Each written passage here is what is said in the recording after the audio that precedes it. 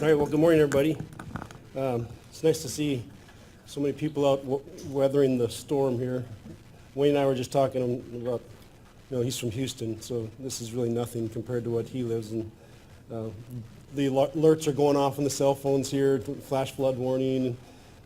Leon was talking about it being a little humid in here. Wayne's like, humidity? Come on, guys, you gotta step up to the plate. It is my distinct honor to introduce our grand round speaker this morning. I've recruited a lot of people in my life, and I take every recruit very seriously, but I can say that this is one of my more proud moments is when we were able to get Wayne to come and join us from Texas Children's Hospital. If everybody could, I don't know where that one's coming from, but if you could silence your cell phones, because we're probably going to be having those alerts going off. So Wayne was born in Seattle, went through school, actually went to college in Massachusetts, but then came back to the West Coast, did his med school at UCLA, and then became a Dookie, which he and I don't see eye to eye because I'm a KU Jayhawk, and that's not usually a good combination in the basketball world. But went to Duke and did his internal medicine and pediatrics residency, so boarded both internal medicine and pediatrics, and then went to Baylor, Texas Children's, and did adult cardiology and pediatric cardiology. And the adult cardiology component included an adult congenital heart component of his training. He stayed on at Texas Children's Hospital and started the adult congenital program at Texas Children's Hospital, as well as serving as I think you were the in-service chief for PEDS consults, and then also the director of adult medicine at Texas Children's Hospital.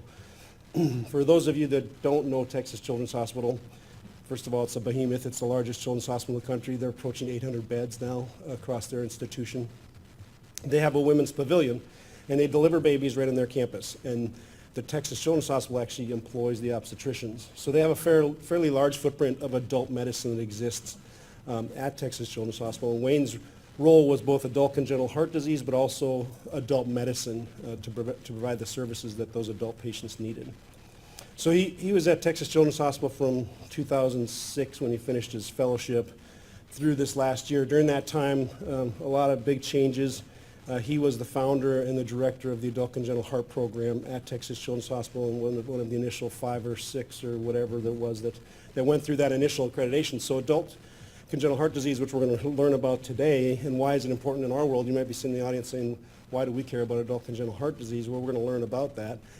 Mark's shaking his head after having a sternotomy at 35. So he was transformational in terms of taking Texas Children's Hospital and putting them on the map as one of the preeminent, if not the preeminent, adult congenital heart program in the country. So he has been recruited here. His role here is quite large. His title is the co-director of the Heart Center with Dan Velez. He's the chair of adult medicine, and he's the director of adult congenital heart disease at Phoenix Children's Hospital. So please join me in welcoming Wayne, and we'll hear what he has to say about the 10 most important things to know.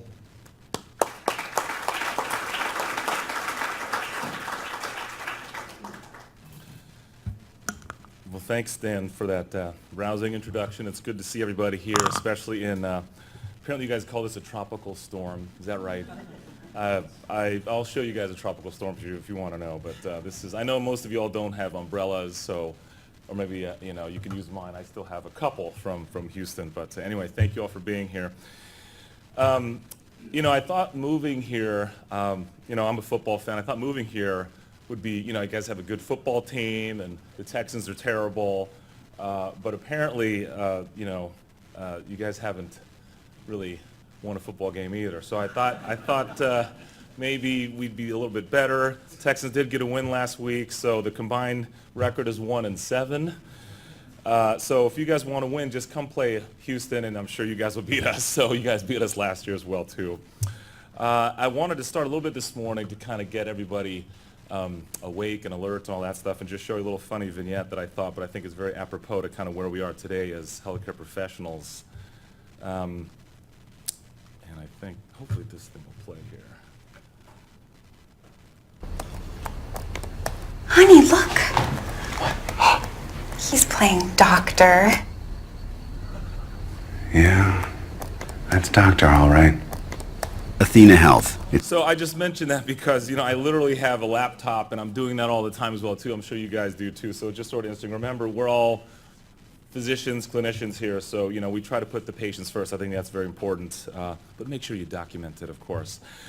So we'll talk a little bit about the top 10 things you need to know. I think it's important to know, this is kind of my top 10, sort of David Letterman style, if you will, the top 10 things you need to know. We'll talk a bit about adult congenital heart disease, why I think it's important and why it's sort of a new specialty. It's not that new. It may be new to you guys who are not necessarily in the cardiovascular field. We'll talk about some specific lesions, because I think there's some good lesions to know about, especially as you're seeing these patients come through your office or ERs or operating rooms.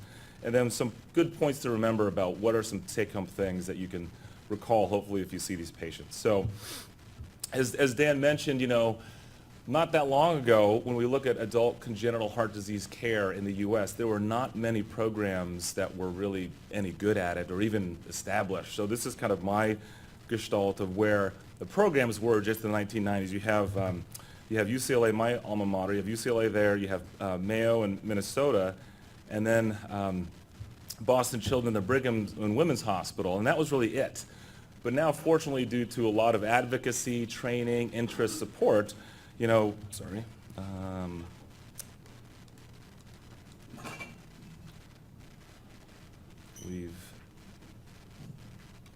grown to this. So if you look at these pins now, these pins are right from the Adult Congenital Heart Disease website. And these pins are a self-reported score or report of do you take care of adult congenital heart disease patients. I think it's important because at least there's interest. At least there's been advocacy and awareness about this. But the flip side is these are just people filling out a survey. These may just be somebody who's a solo practitioner says, yeah, I have about 3 or 4 adult patients. I'm going to put this down. So there's a sort of blessing and the curse for this. And we now have a very rigorous accreditation process that's like a 42-point inspection process to get your heart program accredited, and that's what I hope to do here at Phoenix Children's. But you can see that there are a lot of pins, even in the Southwest. I think this is Tucson. I think there may have been 2 pins here in Phoenix. We'll see. But this is just to show you that at least there's been interest, there's been growth over the past 20 or 30 years. We'll talk about growth. I definitely am not a Phoenix Children's historian. I've been here for about 4 weeks, but I am good at surfing the web. And so if you go to the Phoenix Children's website, which apparently is PCH for you, you can see this really cool stuff about the history of Phoenix Children's. So you guys know this, but I'll just show you for those of you who may not have seen this. But this is the initial logo for Phoenix Children's in 1980. Then they started actual construction within Good Sam in 1983. The new logo, which we still use today, came out in 1997. And near and dear to my heart, pun intended, but near and dear to my heart is the Children's Heart Center, which really came into being in 2001. And then here we are, 2011, with the new tower. It's been open, over 7 years now, which is great. And just to keep us up to modern times, there's the new website launched just a couple months ago, just August. So it's really, I think it's a cool website, and it's very well done. So there's been a lot of progress over the past, 30, almost 40 years now of Phoenix Children's. So I'm very proud to work here. And congratulations. This is kind of the cardiology section over here in the back. You guys, good job. I see a few over here. But congratulations. The Phoenix Children's Heart Center and cardiac surgery and cardiology is a top 10 program in the country. That's a big deal. I know many of you all may not really believe in rankings or believe in the U.S. News and World Report, but when you're top 10, you should believe in it. Because I know Texas Children's definitely pumped up themselves when they were number 1, and so that's an excellent thing. And to be top 10 is really, you can't fake this. So kudos and congratulations to everybody in the Heart Center. I know it takes a lot of work to get that done. Little quiz. I know this is surgical grand round, so I have to give a quiz here. Does anybody know what this is and what this picture is from? Anybody? Johns Hopkins. You got that right. Okay. Who's this guy in the middle here in the gray suit? Alfred Blaylock. Yeah, this is not a picture of the Ice Cream Man audition for Johns Hopkins. This is Alfred Blaylock, and I show that because this is 1944 with Alfred Blaylock. And if you look in the back, this tall, distinguished gentleman is Denton Cooley. So Denton Cooley was there in 1944 with Dr. Blaylock, and that was really an important, you'll see, an important landmark in the history of surgery and congenital heart disease, because later that year, Dr. Blaylock and Dr. Cooley, you can see him here in the operating room at Hopkins, they made history by doing the first cardiac operation on a patient, adult or pediatric, and that was in 1944. And what they did was called the Blaylock-Taussig shunt. Here's Dr. Blaylock. Helen Taussig was an esteemed, at that point they didn't have pediatric or adult cardiologists. She was a cardiologist. She took care of a lot of children and these so-called blue babies, and what they developed together was what they call the Blaylock-Taussig shunt, or BT shunt, which is actually a direct anastomosis of the right subclavian artery to the right pulmonary artery and getting a connection there. We now have changed that a little bit to so-called modified Blaylock-Taussig shunt. I'm sure many of the surgeons here have either done this or scrubbed in on these things. And we still use this today. I mean, we're still doing this today on newborn babies, so this has really stood the test of time, and it's quite an impressive feat. There's also been some interesting work lately done with recognition of Vivian Thomas, who was actually the lab tech that helped develop this. So there's actually a pretty cool movie, if you guys haven't seen that, called Something the Lord Made, talking about the relationship between Dr. Blaylock and later Dr. Thomas. And now some people call this the BTT, Blaylock-Taussig-Thomas shunt. Well, we were fortunate to have Dr. Cooley call Texas home, and so this is a picture from the 1950s in Houston where we have sort of three grandfathers, forefathers, if you will, of cardiovascular disease. This is Dr. Cooley here. This is Dr. Singleton, who's an esteemed radiologist, and Dan McNamara.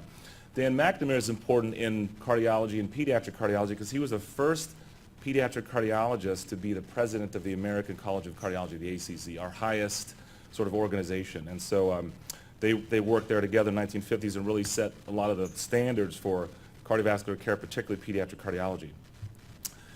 Well, similar to those pictures I showed you of PCH, Texas Children's in Houston has grown a lot too. This is a picture from the 1950s. You can see this is downtown Houston here. This is Baylor College of Medicine. It's one single building. And just in 60 years, it's grown into this huge sort of monstrosity of concrete and asphalt. And it's an amazing collection of talent and of clinicians and professionals right there in the medical center. And I see Phoenix as being able to do this. I mean, you guys are a growth city. You guys have a lot of talent here. I've met some of you just in the past few weeks that are very, very bright and innovative and amazing. So I expect over the next 20, 30 years that Phoenix could do something just like this because we certainly have the talent and the potential here. Well, but we also need to aim to be number one, right? Texas Children's number one, and I think we can get there. It's going to take a lot of hard work and dedication, but I think we in Phoenix Children's can get there both from a hospital standpoint, even a heart center standpoint. So that's what we should aim to do. Well, remember, congenital heart disease is not just a disease of children. We know we're diagnosing these defects in utero, in the womb. Then the babies are born, and they are in the newborn period, and then hopefully they get repaired. Then they grow up to be teenagers, young adults, and may even become pregnant and mothers or even grandparents themselves. And again, that's an amazing sort of lifespan, if you will, of congenital heart disease because we see it now all the way from from cradle or from womb all the way to seniorhood and senior life. Well, what is congenital heart disease? This is just to orient some of the surgeons in the room who may not think, like we do as cardiologists. Again, normal heart on the left, okay, 4 chambers, 4 valves. And this is an example of a very complex heart condition, right? This is not I didn't draw this the wrong way. This guy's heart is pointing to the right. You can see there's a whole litany of defects here, including pulmonary stenosis and dextrocardia, ventricular septal defect, interrupted IVC. So a very, very complex thing with really just one condition being a primary heart condition. I think I tend to walk around with little notepads in my lab coat to be able to draw this out because you can see it's a lot, I think it orients you a lot easier if you can draw a picture of where the plumbing goes rather than this list of 13 diagnoses. So just realize that congenital heart disease spans a spectrum of simple to much more complex, even post-operative anatomy like this patient here. And this guy was 42 years old with this condition. Some of you may or may not know, we do have some athletes and some recognizable faces with congenital heart disease. Shaun White, who is a multiple gold medalist for both snowboarding and I guess skateboarding is also an Olympic sport, I suppose, but he's won gold medals for that. He's a repaired tetralogy of Fallot patient. He got repaired in San Diego. And you can see him here on the cover of Rolling Stone. I think they photoshopped his sternotomy scar here out. It wouldn't be a seller for Rolling Stone, but he does have that because he got a surgical repair. Ronnie Turioff, who was on the Lakers a long time ago when they were good, so long time ago. But he's a Marfan's patient, and he got surgery on his aortic root and not playing anymore, but we have a lot of tall patients who are Marfans, right, so they are good at basketball. And then Eric Compton, who is a patient who has now a 2-time recipient of a heart transplant, and he is a professional golfer. I think we probably have some golfers in the audience, if not golf-philic people as well, too. But he's a big-time golfer and did very well, and you can see him here about 10 years ago after his second heart transplant. And he's one of those guys where he's a soft-spoken guy, but he's a good advocate for organ donation, and you can see here golfers are pretty superstitious. We write things on our golf balls, and so he put 3 hearts on his golf ball because he has had 3 hearts in his life, his own heart and the 2 transplanted hearts. And you can see him here. He's a Donate for Life support as well, too, so that's big. And he's really good. I mean, he almost won a major a few years ago. He was second to Martin Keimer at the U.S. Open at Pinehurst. You can see him here. Keimer got the trophy, but Eric Compton finished second, so that's a pretty good testament, I think, to chronic heart disease patients. So let me show you a case here. This is a 37-year-old patient that I would see in Houston. He has what's called detransposition of the great arteries, pulmonary atresia. There's no pulmonary artery coming off his heart. He has what's called MAPCUS, which is an abbreviation for multiple aortopulmonary collateral arteries. And he's got a left SVC and a secundum ASD, but the primary problem is that he's got pulmonary atresia, so no outflow from his heart to his lungs. And he gets blood flow to his lungs off of these collaterals right here. You can zoom in on those and see that he's got these very serpiginous, tortuous collaterals that come off the underside of his aorta that supply his pulmonary arteries that way in his lungs. And you can see here, though, he never had surgery, he's unrepaired, and he works part-time at a bank. He's also in a band, and this is his CD cover. This is not him smoking at high altitude. That'd be bad on multiple levels. But you can see him here, and he signed his liner notes. Now, this is what's called a CD. Some of you guys who are younger than me may not know what a compact disc is, but they used to have these things like liner notes and the whole like album covers and stuff before iClouds and all that stuff. But anyway, he signed this for us, and he came into the ER one day, and he said he forgot how to blow his nose. He couldn't talk. He was aphasic. He was desaturated. You could see his room air sat was 82. We examined him. He had a normal cardiac, well, he had an unchanged cardiac exam, very, very clubbed. He had a very loud murmur and a loud active precordium. His neuro exam, now I'm not a neurologist, there probably are some in the audience. His neuro exam to me was unremarkable, but we got a head MRI, and you could see this here. So again, you guys don't have to be radiologists, but you guys can tell this does not belong there. And so this guy had a lesion in his head. It was an abscess in his head. It was probably due to his right to left intracardiac shunt, which then caused bacteremia, and then he gets a brain abscess. And so this is a very, I think, dramatic example of the complexity of these patients. This guy has one problem. He's got a congenital heart problem, but it led to all these other problems. So cyanosis, and now infectious disease, neuro. He's got some renal dysfunction because he has hyperviscosity and polycythemia. So just shows you the complexity of these patients. And certainly he spans the age range where he's definitely not a pediatric patient, but he has a pediatric heart problem.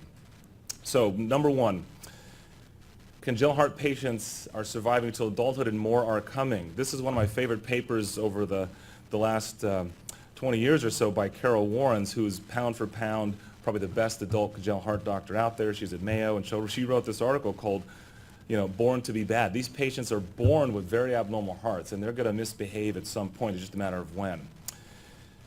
If you look at these data from Jack a few years ago, looking at complex congenital heart disease and who's alive today, that is in 2000, who's alive today and how do they get here? Well, if you look at this, it's a little busy, but I'll take you through it here. If you look at let me go back. If you look at the birth rate hasn't changed all that much in 60 years or so, but the prevalence of heart disease, of complex congenital heart disease hasn't changed, but the survival rate, that's really the big thing that has changed.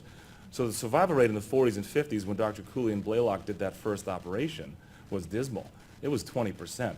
But over the past 60 years or so, we've reversed that almost, and now there's about a 90% survival versus just a 20% survival back in the 40s. And so now if you, again, extrapolate this out to who would be alive over age 18 in year 2000, that would be over 100,000 patients. And these are the complex ones, those with conduits, cyanotic heart disease, Eisenmenger, pulmonary hypertension, pulmonary atresia.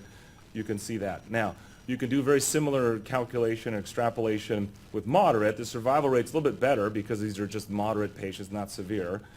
And you can see there's 300,000 by estimates that should be alive in 2000. And this is what they call moderate. I would agree with it. Coarctation, Ebstein's, this is patent ductus arteriosus, and tetralogy. I mentioned tetralogy because that's a very common cyanotic defect. It's actually the most common cyanotic defect, if you will. So that's important to know. And these are moderate types of patients. Something also to note is that there are more children than adults with congenital heart disease now. These data came out just a few years ago looking at overall how many children, how many patients in the U.S., what's the burden. And there's more adults than kids. And it's not to say that we're not diagnosing it in childhood, but the children are surviving and becoming adults. And so if you look at this graph here, it shows that there's lots more adults, all comers now here in red, with congenital heart disease than kids. You guys are doing a great job, growing the kids up, having them repaired and survive to adulthood, but now they become adults with all these problems, as you'll see. But adults now outnumber those kids. It's approaching 1.3, 1.4 million adults now with congenital heart disease. Point number two, I see there's some of my arrhythmia and EP colleagues in the audience. Arrhythmias are common, right? These patients, probably 30 to 40% of patients who are now adult congenital heart patients have arrhythmias. And you can imagine why. Many of them have had surgery. Many of them are born with intrinsic, pacing problems, or they get surgery that damages maybe some of the conduction fibers. Some of the patients that have Ebstein's or even tricuspid atresia can have intrinsic abnormal pathways as well. And some of the patients who get these complex repairs can have conduction problems. And so those are some things that we think about. If you look at this is a sort of a classic sort of patient here. This is what's called, on the left, you can see this is called D or dextrotransposition of the great arteries. The aorta comes off the right ventricle. The left ventricle gives rise to the pulmonary artery. Well, back in the 60s, Dr. Mustard and Dr. Stanning developed this atrial switch operation, which is to redirect the blood from the SVC and IVC through that the atrium into this, what we now will be a subpulmonary left ventricle, and that'll pump out to the pulmonary arteries. The blood will then get oxygenated, return via the pulmonary veins, go behind that baffle into the right ventricle, which then pumps out. So you're redirecting blue blood to the lungs, that's good, and redirecting red blood to the body, also good. But the problem is, you can imagine there's a lot of shrapnel and hardware that can happen in here, because this is where the conduction system sits up here in the atria. And then, of course, you have the right ventricle, which is not designed to pump systemically, will eventually fail often when the patients are in their 30s or 40s. But, these patients need procedures. They need EP interventions. They need pacing. They need ICD. What are some things you should consider if you have to put pacemakers in these patients with congenital heart disease? Well, some can have congenital venous anomalies. Some patients don't have a right-sided SVC. So if you're a EP doc trying to put in an upper lead pacemaker from the upper extremities, you have to know what's open and what's patent.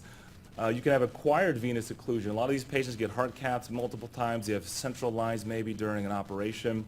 So their SVC or even their subclavian can be stenotic or occluded. Sometimes you just can't get into the chamber. Our good friend Dr. Velez will do these Fontan operations, but they will oftentimes exclude access to the right atrium by doing the Fontan. We'll see that later. And so you can't even get in there unless you do retrograde or some very unusual transapical or atrial puncture. Sometimes there's surgical obstacles in the way. There's patches, there's conduits, there's baffles that are going to make the chambers hard to access. And sometimes patients don't get operated on, and we leave them with VSDs or ASDs, and intracardiac shunts, and it's not safe to put hardware pacemaker leads in the heart because that's a thrombus risk and thus can lead to be a stroke risk, as well as unusual ventricular geometry, position, dextrocardia we talked about, mesocardia. That can really be a challenge for some lesser skilled electrophysiologists. So this is a perfect example. This is a patient who had that aforementioned detransposition and mustard atrial switch. You can see the picture up here. This guy's had a pacemaker.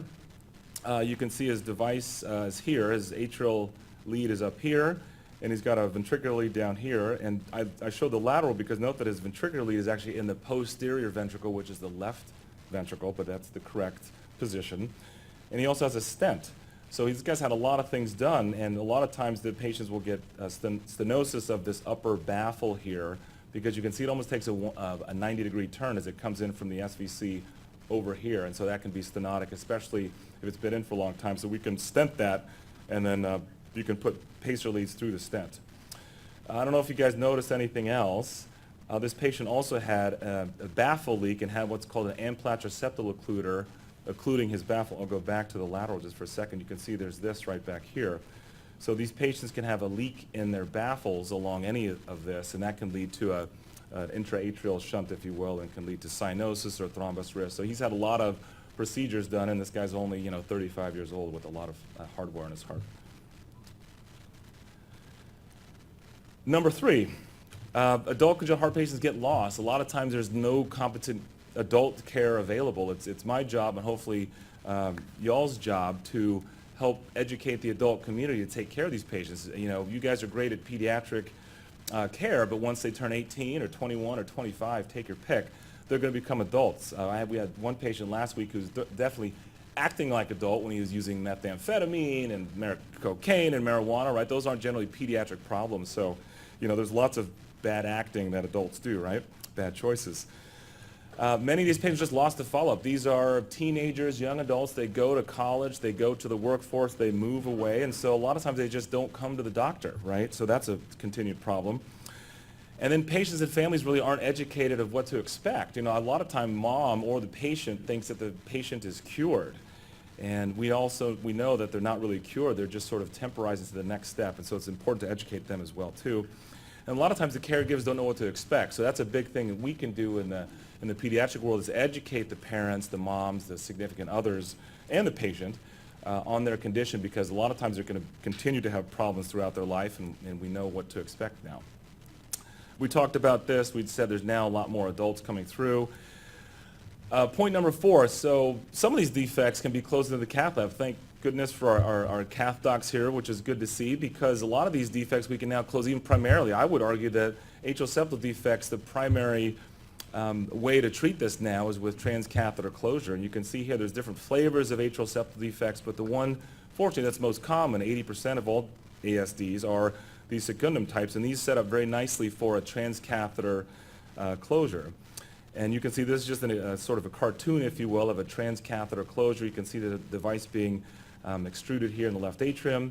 It's brought back nicely across the atrial septum, and then if it looks in good position, we just unscrew it and take the wire out and leave the device in, and after 6 months or a year, that endothelializes, and it's almost like you never had a hole in the first place. And I always say, if you're like a red blood cell in the left atrium, you don't even really see the device, because there's been tissue and cells that have grown over that. It's actually quite amazing. I don't think this is going to play, but this is just an example of how to close an ASD in the cath lab, which is just to put a balloon across there. And actually, we can do this even now without transesophageal echo, just what's called use ICE, intracardiac echo. So it's 2 big sheaths in the groin. It can thread this up and just look intravascularly with echo.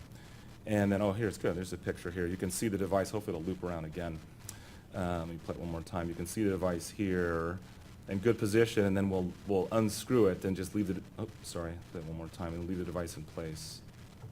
And that other catheter there is again the ICE, the intracardiac echo catheter. So very, as I like to say, gratifying defect. The patients go home the same day often, and they do quite well, which is the small little 2 holes in their right groin.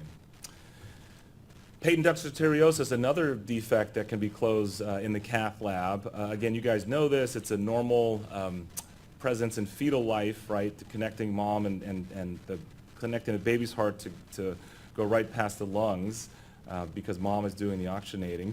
But it becomes a problem if it's persistent after birth and it remains patent. You could have left to right shunt. It can rupture. It can lead to endarteritis. It can lead to pulmonary hypertension. So it can lead to shortness of breath. So we try to close that. And here's a picture of an ASD of a PDA being closed. This is an AP view. This is a pigtail catheter in the aorta retrograde up, just sort of showing, if you look closely, if I get to play again, I'll go back. But if you look here, that the pulmonary arteries light up as well. They go out laterally there too. And they're not supposed to do that, right? They're supposed to be disconnected, but the PDA is a connection between the aorta and the PA. And this is just a little picture now of lateral with a occluder here placed across the PDA. And you can see here the aorta lights up, but there's no connection to the pulmonary arteries as well, too. Hopefully I'll play that one more time for you guys. So here on the left, again, lateral. This is the pre-deployment shot here, and this is the lateral. You can see there's a little nubbin of tissue there. It's a medical term, nubbin. There's a little nubbin of tissue that's there, but it should go away hopefully over time. But that's a very, again, satisfying result of that procedure. So point number 5, these patients are not fixed as children. I'm sorry, I know we have a room of a lot of surgeons, but even our best surgeons can't often fix them. I guess you could argue that maybe a PDA that you surgically ligate in the newborn nursery will be curative, but most of these babies are not fixed, and they're going to have different problems, whether arrhythmias or continual oxygenation cyanosis problems. They're going to have problems. And so if you look at the type of surgical interventions, again, most are palliative, right? Most are different operations that provide a bridge to the next step of these diagnoses, right? They can be corrective, which is an anatomic correction, such as what we do now. The arterial switch is really an anatomic correction where we have the left ventricle pumping to the aorta. But you can argue that the mustard operation, which I showed before with those very complicated intra-atrial baffles, is a physiologic switch. You returned, again, the blue blood to the lungs, red blood to the body, but that's not anatomic, right, having that right ventricle pump systemically. So there are different types of things we can do, and again, most of what we do is not curative. Most of them is going to have problems as well, but there are some you can cure quite, I think, satisfactorily, which is good. And again, most patients are left with abnormal circulations, right? So a lot of them have abnormal valves that you can repair, but that's still going to be an abnormal valve, whether it used to be prolapse or it's by commissural or it's a truncal quadricuspid valve. Can be different. Certainly when our surgeons put in artificial valves or conduits, we know those have a certain lifespan that we know is only going to be 10 to 15 years for bioprosthetic valves, or hopefully longer if it's mechanical. Patients can have cardiac scars, right? We talked before, a lot of times you have to cut into the heart to open it up, right? So when you do that, you can have scars, and you can affect conduction things, you can affect function. So, we certainly see that, and also depressed cardiac function. Now we have outstanding anesthesiologists and perfusionists to help us perfuse the heart during heart-lung bypass and getting them off bypass well, but there can certainly be depressed function even post-operatively, even chronically. So here's an example. I wish this would go away at the top here. There you go. So here's an example of a very simple defect. This is coarctation of the aorta, where I would say a fix is not fixed. Now normally, right, this should be a nice aortic arch where you have a good sort of distal arch part, but this is a fixed obstruction right there, sort of pinched right where the patent ductus arteriosus comes off. And, again, we have some great surgical repairs for this, right? If you look at some of the repairs that surgeons have done over time have been where they do a coarctectomy, essentially, and cut out the repair, and then do a end-to-end connection here with no graft. There's no artificial tissue there, so that's good. This middle one here is called the left subclavian flap repair, which is a ligating and dividing the left subclavian artery and then flapping that down to where you took out the corax segment and replacing that. And now some of you might say, well, what's going on with the left subclavian artery? Isn't that kind of an important artery? And it is. But it can be sacrificed to do this operation, and it's actually quite good. I have several patients who have this done. Now, these patients are not left-handed baseball pitchers at all. Well, maybe for the Diamondbacks, I guess, but not for all of the patients. And sometimes they won't have a left radial pulse, and their left arm may be a little bit atrophied, a little bit shorter actually than the right arm. But they do well. They definitely survive, and we've seen that. But our surgeons, thank goodness, are more sophisticated, complex, a little bit more forward-thinking now, and so they don't do that anymore. But again, we do have patients who do have that left subclavian flap repair. This repair you can just hear is just sort of a patch that was done that way, which was also very effective. This is my one shout out to Dr. Ellsworth and Dr. Sandweiss about MRI, because MRI is our friend, and they can do cool things like this, like spin a 3D image, right? And this, you can see the coarctation there with the arch. But I mention this because MRI is so important now for adult congenital heart disease, because these patients have had multiple operations usually. They're different body habitus, different sizes. So MRI is really the key imaging modality for adult congenital heart disease. And you can do cool stuff like this. Well, you just can't do an echo yet, which is, that's hopefully it's coming. Here's a picture of a patient, that's an MRI of a patient that I followed in Houston for several years, and this guy came in. It was always a Friday afternoon, so this guy comes into my office at 3 o'clock on a Friday with this MRI and says that, oh yeah, I was repaired, I had surgery 10 years ago, but I'm fine. And so if you look to see what happened was, this guy had a coarctation repair that was now this big pseudoaneurysm and essentially hemorrhage. You can see here, here's the repair, all this pseudoaneurysm right here, that's probably old thrombus right there. And I think the surgeons, I'm not sure what they did, but I know one of the things they did was they did a jump graft from the ascending aorta down past that into his descending aorta. You can see this here. So I don't know if this gives you guys chest pain. This gave me chest pain on a Friday afternoon when this guy walks into my office. And so we admit him urgently, and we get our surgeon in, and he takes the whole thing down and repairs it, because this guy is a walking time bomb. I mean, this could rupture at any time and could be catastrophic, you can only imagine. So our surgeon did an amazing repair. You can see it here. Took all that down, replaced this whole thoracic aorta, sort of like the full metal jacket we call it, but he replaced this whole thoracic aorta with grafts, and you can see it here. It's got a little bend in it, but not too bad. And I think I have a 3D there. You can see, very good job. I think it's a much more sustainable and safe circulation for him. You can see that did quite well, and you can see that he's got good repair, good sized graft, and you can see his descending aorta here. So again, just to show you, these patients are not fixed. This guy walked into my office thinking he was fit because he had surgery 10 years ago, right? Well, not always the case. So tetralogy of Fallot, this is the most common cyanotic lesion of heart disease. We can see here tetra means 4, right? So there's 4 problems. There's a ventricular septal defect, there's pulmonary stenosis, there's aortic override, and there's secondary ventricular or right ventricular hypertrophy. So 4 things, but it's really just due to one thing, that over-rotation of the aorta, which has caused all these problems.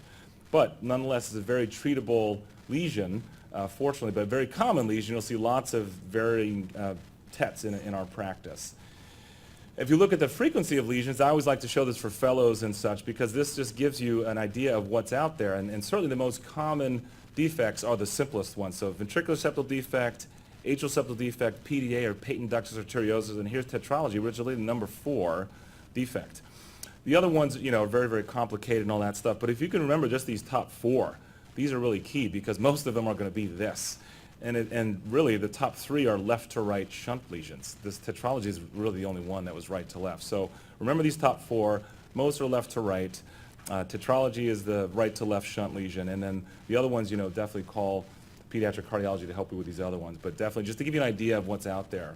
But you'll see some of these in your office just with a murmur that we've left unrepaired, because it's a simple, uncomplicated defect.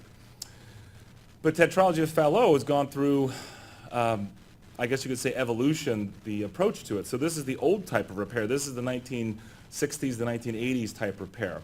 So the surgeons would do what's called a transventricular repair. They would cut right across the RVOT, the right ventricular outflow tract, across the ventricle, transventricular. Okay, that would expose the VSD. The surgeon would then patch the VSD, remove the infundibular stenosis or the pulmonary stenosis right here, and then close this with what's called a transannular patch, or TAP, transannular patch. So a very nice, gratifying repair. It was a blue baby, now it's a pink baby, which is good. But the problem is now these are 40-year-olds or 50-year-olds with a whole life of what we call pulmonary valve insufficiency, because the surgeons will just remove that valve. Not to mention a right ventricular outflow tract and a patch that can lead to scars and ventricular tachycardia, things like that. So we don't do that anymore. We now do what's called the transatrial repair, which is through the atria, through the pulmonary valve itself, to leave the RV alone and to not do the whole long ventriculotomy. But nonetheless, we have lots of patients, again, who were repaired in the 60s and 80s who are now alive with this and have had pulmonary regurgitation for years and have a very dilated right ventricle. And so a question we always ask is when to repair the pulmonary valve, and the timing is difficult. We now use MRIs, really our gold standard, to measure the right ventricular volume, to measure the right ventricular function, and we now have some criteria and indications for repair for this defect, but it sort of shows you how both cardiology and cardiac surgery has evolved just in the past 50 years of this disease. So case in point, here's a chest x-ray of a 27-year-old status post TET repair at 9 months. He had severe pulmonary regurgitation, so then he got a pulmonary valve replaced. You can see the valve nicely right here. He got a bioprosthetic valve. It's a good result. But that was 8 years ago. So now he comes back with pulmonary valve replacement dysfunction. So that bioprosthetic valve that was put in, again, these valves don't last forever. That valve is now dysfunctional. It's stenotic, it's regurgitant, the guy's got symptoms. What do? Do you do his third sternotomy as a 27-year-old? I mean, that's kind of a big deal for a young man. Well, fortunately now we have what's called the Melody valve, the transcutaneous or percutaneous pulmonary valve. And so you can see this valve fits nicely over a catheter and a sheath. You can see it here as it expands. And it's a bovine jugular vein, so the bovine jugular valve sewn onto a stent. You can see it here. And so you can see the cath docs will put in a nice Melody valve across this prior surgical pulmonary valve and, save this guy's sternotomy. Now, this is not going to last forever, but hopefully should get him 10, maybe 15 years, we hope, of good valve function. And we saved him a sternotomy in his 20s. So that's here, that's now.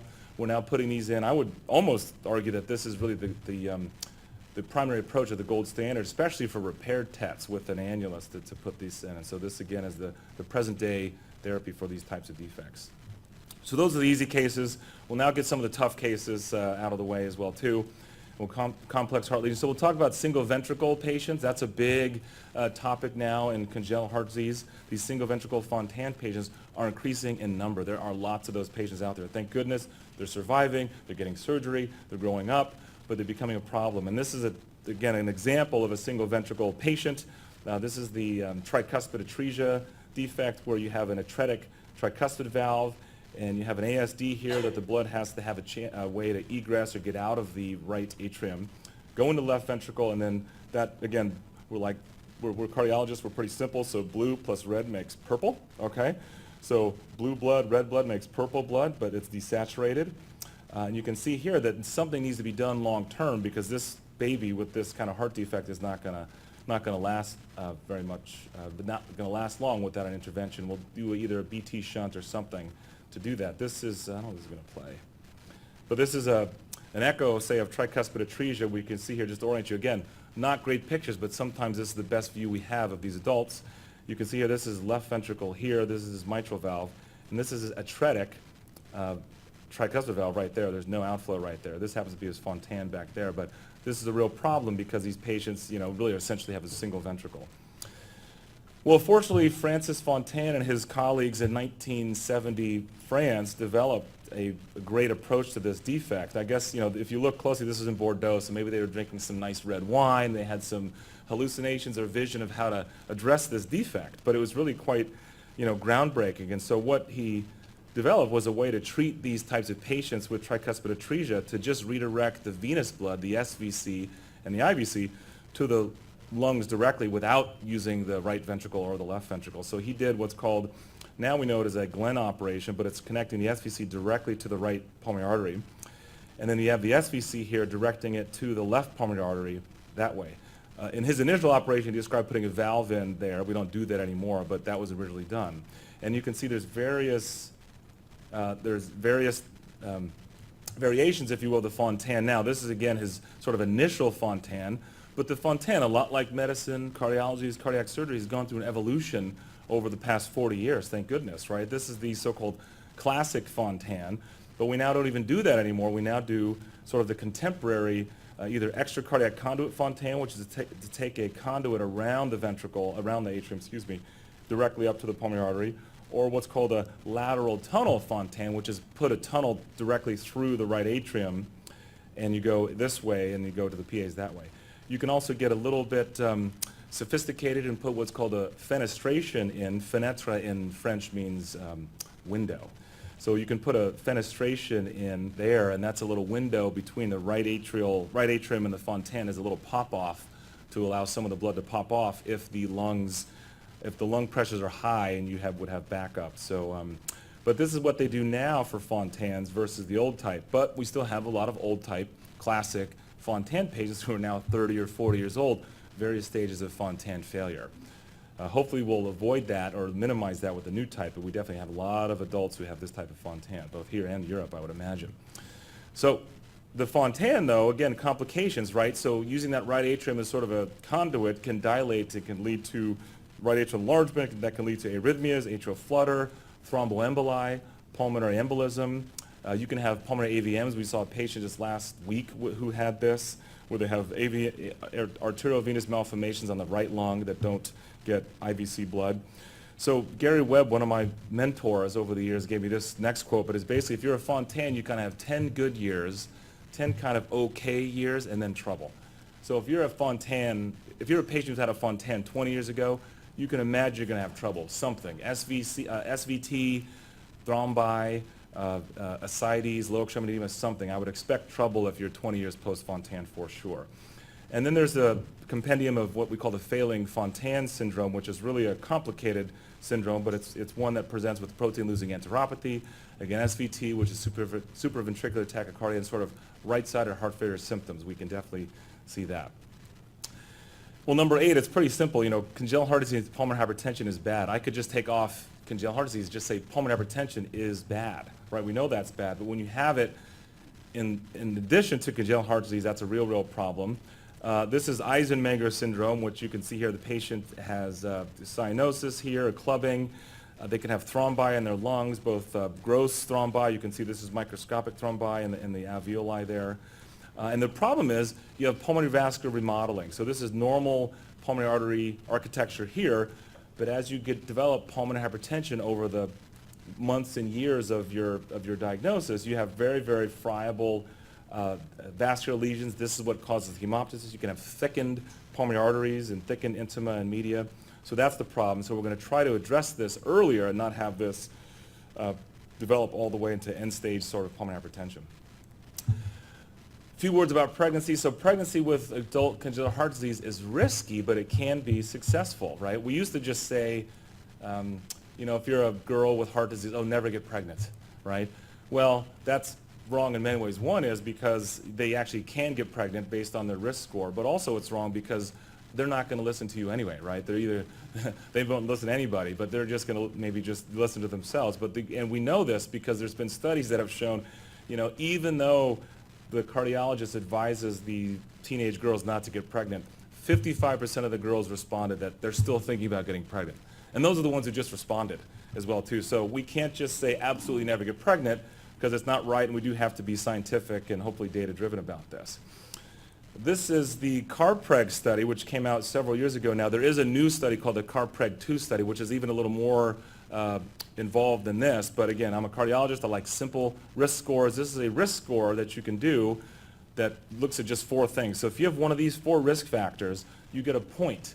And you'll see that if you have more points, that's a higher risk. So if you have a prior cardiovascular event or arrhythmia, if you have a New York Heart Association class of 3 or 4, if you have left ventricular outflow tract obstruction, so mitral stenosis, aortic stenosis, coarctation, or if you have a depressed EF, if your EF is less than 40, that's a risk score. And then if you have 0 points, that's good. I never say you're no risk, but you're low risk of having a cardiac event. If you have 1 point, that already bumps you up to 25 to 27% risk. And if you have 2 or more of these risk factors, there's a 75% chance you're going to have something during your pregnancy. So I like to use this hopefully before the woman gets pregnant, but even if she's pregnant, you're seeing her first trimester, that's her risk score for having a cardiac problem. So it's really simple, easy to calculate. Again, the CARPREG-2 uses 3 more sort of risk scores, but I can only remember 4 things, so that's what I use. Here's an example, 23-year-old pregnant Marfan patient. This again should cause you guys chest pain, right? Marfan patients probably shouldn't get pregnant. Nonetheless, she came to me 28 weeks pregnant. You know, cat's already out of the bag on that one, so we have to treat her.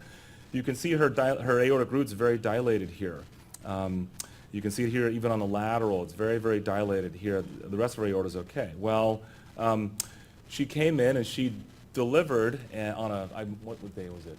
She delivered on a Thursday, which was fine because we're all here, everybody's great, and so she got transferred to the ICU after delivery. But again, do the math. 48 hours later, on a Saturday, she had acute chest pain, EKG changes, and dissected, right? So not the best thing to do. I know everybody, you know, 24-hour operation, that kind of thing here, but probably not the best thing to plan C-section on a Thursday, so 2 days later, when she's at very high risk to dissect, is a Saturday morning. Nonetheless, our surgeons were there, they jumped in, they repaired her, but you can see this is their drawing of what happened. So she dissected all the way up into her ascending aorta and also some of her right subclavian artery. So the surgeons had to do a bypass of the right subclavian and had to do a 2-vessel CABG as well as repair the aortic root. So she did okay, but that's not the best sort of plan if we could plan this better. But this is just to, again, sort of show you the real complexity of these patients, and they're going to get pregnant. These are young women, and whether they listen to us or not, they're going to get pregnant. We have to be able to care for them. And she, again, did okay, but we need to be prepared as they continue to have risks even after they deliver the baby. Okay? So some of the contraindications to pregnancy, just so you guys know this, so I would say it's pulmonary hypertension, which is a pulmonary vascular resistance above 4, or a mean PA pressure above 45. Cyanosis, if your SAT is less than 85, you have a 90% chance of having a fetal problem. So just remember 85-90 rule, right? So if your SAT's less than 85, you have a 90% chance of having a fetal problem. Marfan syndrome with dilated aortic root. This woman's root was 4.3. She should have never gotten pregnant. Oh well, she was 28 weeks when we met her. So if you see a Marfan patient who has a root of 4.0 and she's thinking about getting pregnant, operate, replace her root, wait 6 months, let her recover, then let her get pregnant. But you got to plan for that and you got to time that, okay? Again, EF less than 20%. EF less than 40 is a risk factor, but less than 20 is an absolute no-no, and they should not get pregnant at all. And then lastly, if they have severe LVOT obstruction, so severe AS, severe mitral stenosis, coarctation, should not get pregnant at all. Again, some of these patients may come to you already pregnant. Cat's out of the bag on that one. But just as we now teach our girls and guys who may impregnate a woman, although it's not necessary, right? It's not necessary. But anyway, that can happen, okay? So last point, number 10. So heart failure is common in congenital heart disease.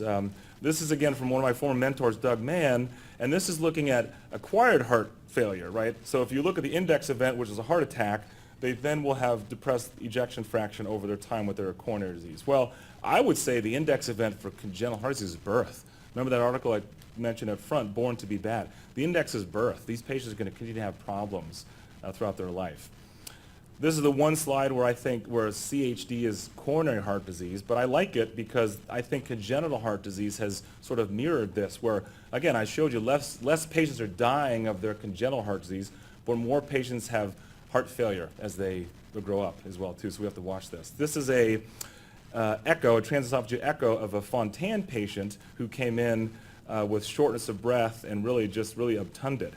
And you can see here, again, this is for our surgeon in the room, this is not normal, okay? This is a right atrium. You guys can almost see the blood clotting in front of your eyes. Let me play it one more time, right? This is a very dysfunctional right atrium Fontan patient with, you can imagine, this is what we call spontaneous echo contrast or smoke, just waiting for a thrombi to develop, and the next stop is the lungs. So that's a massive PE waiting to happen. This just shows you that neurohormonal dysregulation is also similar in adult congenital heart disease as is regular heart failure, right? So if you look at this, BNP is elevated, norepinephrine, endothelin, all elevated. So we should treat these patients with neurohormonal blockers, aldosterone, beta blockers, ACE inhibitors, things like that. Just sort of shows you that it's very similar. These are data from Toronto and the Sick Kids and University of Toronto group looking at over 250 adult congenital patients who died, and 21% of them had died from CHF. 26%, so over a quarter, had sudden death, and you can argue probably that sudden death was related to heart failure with VT-VF, but technically it was coded as sudden death. But majority of patients have heart failure as sudden death, so something we should be wary about. But lastly, this is a little bonus point here. I think heart transplant is not a good option, but sometimes it's the only option for these patients, right? But the problem is we're just not doing them because there's a lot more acquired heart disease, if you will, out there, right? If you look at heart transplants over from the 80s to even sort of the new era, congenital is this little sliver of white right here, 2%, and now even just 3% of all transplants are due to congenital. So it's an option, but it's not a good option because they're just outnumbered by all the other heart failure, cardiomyopathy, coronary disease patients. So we have to think of a better way to do this. This is a paper that we published a few years ago looking at VADs, ventricular assist devices, in congenital heart disease. This is not a flipped image. This is a patient that our surgeons put in a HeartMate 2 and a dextrocardia patient, right? Heart's on the right side of the chest. You can see that here. This is a mustard patient who got one. The inflow candle is a little bit more anterior and sort of midline, if you will, not because it goes to the right ventricle, not the left ventricle. So just to show you that VADs are here now, and we should consider these for these patients. And so I'll close with a patient that you guys did here. Dr. Velez and Dr. Zangwell and company just did this, I think it was just this summer. This is Gabriel, who was a resuscitated sudden death patient at home. He probably had asymptomatic cardiomyopathy. He died at home. He got resuscitated, brought back to life. And then Dr. Velez got very creative and put what's called a Protect Duo in, which is really sort of an impella or a tandem, which is an inflow catheter here, which will bring the blood in and then deliver it distally to this. And so you can see his chest X-ray here actually went cutaneously through the chest wall, through the LV apex, into the LV, and then out the aorta to deliver the blood distally through the aorta. So again, putting him on, it's not truly an LVAD, it's sort of a combination of an assist device.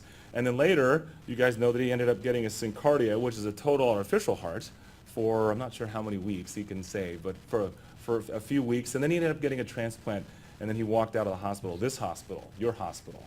I think it was 6 weeks post-transplant. You can see him here with his family. So I mention this because this is an amazing story and a great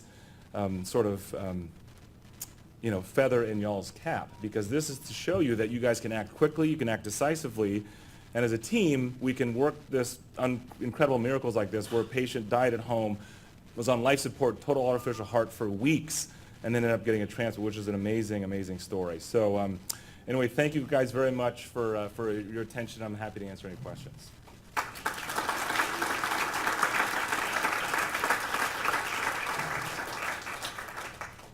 Any question? So I'll ask one before going. So, two hospitals, adult hospital, children's hospital. Patient has adult congenital heart disease that needs to have an operation to correct failing lesion. Where should it happen? Well, I was going to ask you that question. Well, it depends. I think it depends where the talent is. It depends where the skills are, and I think we definitely have the skills and the talent here. A lot of it depends on the subspecialty care. Do you have neurologists who can come see the patient? Do you have nephrologists who can come dialyze if needed? Do you have nurses? Do you have nurses who can take care of adults, adult congenital? So we used to just sort of treat the medical patients at the adult hospital, which, heart failure, arrhythmia, stroke, and the procedures, cath and surgery, whatnot, EP, at the pediatric hospital because we know the anatomy more. And that was okay, but not perfect. And here you guys are physically remote from the adult hospital. So I think, I hate to say do it case by case. My vision would be to do it here at Phoenix Children's, because you definitely have A, the patients, and B, the talent and the clinicians. It's just a matter of getting the support people involved, especially nursing and the subspecialists. I wasn't trying to set you up. No, it's fine. Yeah. Well, one of the, disadvantages sitting next to your boss and taking notes, bring some questions. Did I steal it? No. First of all, thank you. One of the most difficult tasks would be creating awareness for adult people. The other couple ways on how to push that elephant in a city where they have to be cared for, but also have to secure Yeah. their lives. So how to do that? And I'm well aware of that. You guys have the advantage because you guys have the farm system, right? You literally have the fetuses, you have the newborns, you have the teenagers. And so if we can, A, transition them to adult providers, myself, other providers, and if we can keep them, but then also allow them to be supported as they get pregnant, as they go to college, as they get married, abuse their bodies, we have to be able to address that too, right? Cholesterol, diabetes, alcohol, we have to be ready for that. And also, I would say you can be a resource to the community. We can't see every patient. We should be seeing the complex ones that need our care. We should be collaborative with the community docs to say, hey, Dr. Smith, I want to help you take care of your Fontan. I know he's the one Fontan in your practice. I just want to see him once a year, make sure all the boxes are checked to make sure that they are following along the pattern. And then also a big challenge when they get pregnant as well too. I don't do obstetrics, but I've learned a lot over my time because they get pregnant. And so I think collaborating with the OBs and the primary care docs in town would be very helpful as well. Other questions? So maybe one more question. When you look at an ACHD program, and you try and put together an accredited program, which I think our hope is to do that here over the next 3 to 5 years, what's the one box that you think is the biggest challenge as you look at our current situation? Well, I think that's a good question. I think the challenge is going to be putting the pieces together and getting buy-in from the subspecialists. I think we have, again, cardiac-wise, I think we're good. We're set. We're top 10, right? We've seen that. But I think in really, you got to have psychiatry, you got to have GI, you got to have neuro, all that stuff, especially OB as well. That's a big one on the accreditation. You got to have OB nurses and newborn fetal care. So I think that'll be the buy-in. And hopefully we can do that because there's lots of doctors in Phoenix that we just have to get them all to agree to, follow along with our protocol. Well, Wayne, thank you very much. Okay. It was a great talk. Thank you Really guys. appreciate it. Appreciate it.